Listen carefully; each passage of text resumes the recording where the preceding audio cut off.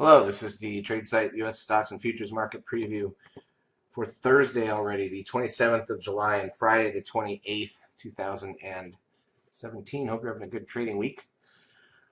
This is the dullest day yet on Wednesday, and that's including with the Fed meeting, in the middle of earnings season, in the middle of summer, blah, blah, blah. And as usual, we don't do market previews typically for Fridays, especially not in the summer.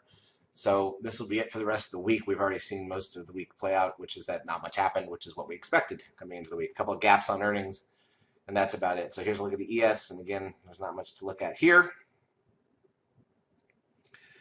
All right, so let's take a look at the major indices, and then we'll look at the intraday action. Crude oil down 10 cents to 48.65. Gold up $4.50. 1256.60. The S&P cash index literally closed up 70 cents. I think in the last 8 days we've had 5 or 6 where the S&P has closed up or down less than a point.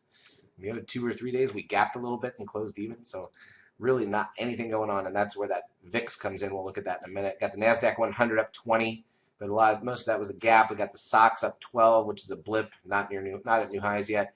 Biotech's up 22.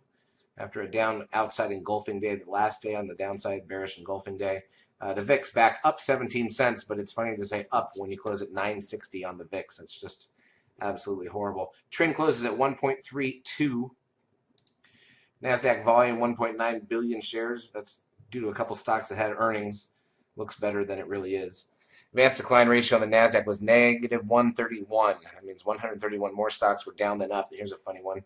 On the New York, it was literally 9. 9 more stocks up than down. That is about as flat on an advanced decline ratio as you can get. 10-day moving average of the advanced decline ratio has been positive on both the NASDAQ, more on the New York, but a little bit on the NASDAQ as well. Google down 372, a little bit more drop after the earnings, but still looks like a blip even though it was down quite a bit on Tuesday. Apple up 72 cents, approaching new highs. Amazon up $12.93, new highs there. Why not? It's the big five doing their thing over and over again. Netflix up $2.11, and Tesla, why not, up $4.25. The 20-year bond ETF TLT up 20 cents. Goldman Sachs up 67 cents, dead flat for the last several months and down for the year. And the Dow, sure, why not? All right, let's take a look at the intraday action. Looking at 5-minute candles. Look at the last 2 days combined, really. Okay, so we had the gap up on Tuesday, sold off a little bit. And that was the range for the day that you'd established in that most of it in the first 10 minutes, except for one little dip about 30 minutes later that reversed. The entire day was inside those first 10 minutes. And then here we go today, a little gap up. That was it. That was the high of the day. And except for the last 10 minutes of the day, we were in a 4-point range on the ES and basically inside the whole range of the prior day. Those are 2 of the flattest days you'll ever see in the stock market. NASDAQ side with some earnings, a little bit different. Had gapped down on the Google the day before, and then gap back up. And so basically, look at that. If you look at where we are today, close, and where we closed 2 days ago, it's the same number there. Unreal. Nothing else to talk about from that perspective. I don't even want to, there's no point in predicting or projecting. We've had a lot of earnings today, Wednesday after the bell. We're going to have a lot more tomorrow, Thursday. That's the biggest day of earnings. That'll be the end of core earnings season. We'll get a gap again. The Fed's behind us now because we had the Fed announcement today. Yeah, remember when you look at that, look at the movement today here, right here.